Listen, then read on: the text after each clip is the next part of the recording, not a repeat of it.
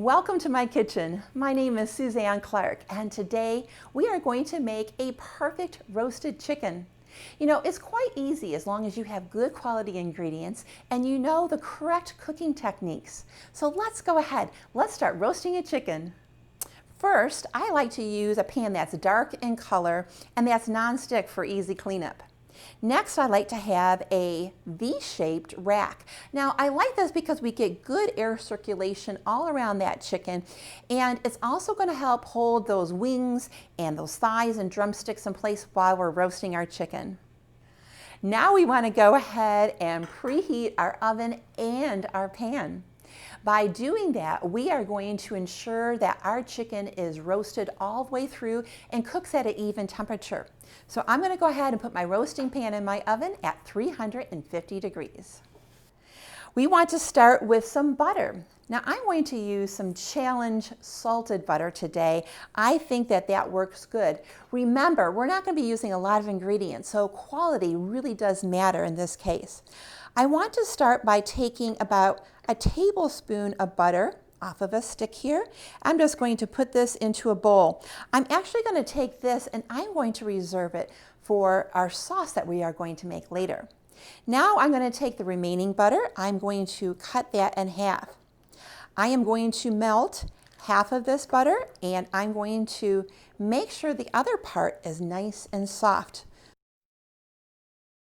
My butter is now melted, so let's go ahead and start preparing the chicken. When roasting a chicken, we have a few problems. We have two different kinds of meat on the chicken. We have the dark meat, which takes longer to cook, and we have the white meat, which tends to dry out rather quickly. So to solve that problem, I like to take the butter and put it right underneath the skin. Now, I like to do that by using a wooden spatula like this. What we want to do is keep this middle part of the bird, we want to keep that part of the skin intact. So by using this tool, this kind of helps us to get in, and we want to loosen up the skin. Okay, I do that to both sides of the chicken. It's quite easy to do. Now I'm going to take my softened butter and I'm going to put that underneath the skin. Okay, I'm just going to put a nice, this is about a couple tablespoons in each side.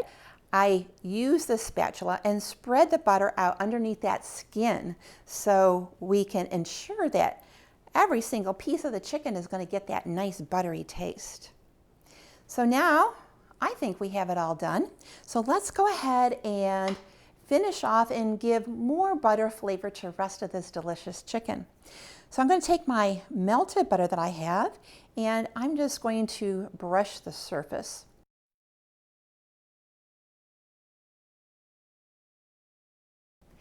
Now that my chicken is covered in butter, I'm going to go ahead and season it with some salt and pepper. This chicken is ready for the oven, so I'm going to go ahead and place it on its side. Now, this is going to help solve our problem of getting all of that meat cooked to the correct temperature. This is going to help the thigh area start cooking right away. So I'm going to take this rack and I'm going to place it in my preheated pan in my preheated oven, and I'm going to cook it like this for 15 minutes. Once it's finished, I'm going to turn it to the second side and I'm going to do the same thing. Once the sides of the chicken are roasted, adjust the temperature on your oven to 450 degrees. Place the chicken breast side up and continue roasting for 20 to 30 minutes. And here's the moment you've been waiting for. Here is our beautiful, perfectly roasted chicken with that nice golden brown skin that's nice and crunchy. We want to go ahead and use a thermometer and press that into the dark meat and make sure that it's cooked to 170 degrees. Then we want to go ahead and let that chicken rest. The resting is just important as the roast time.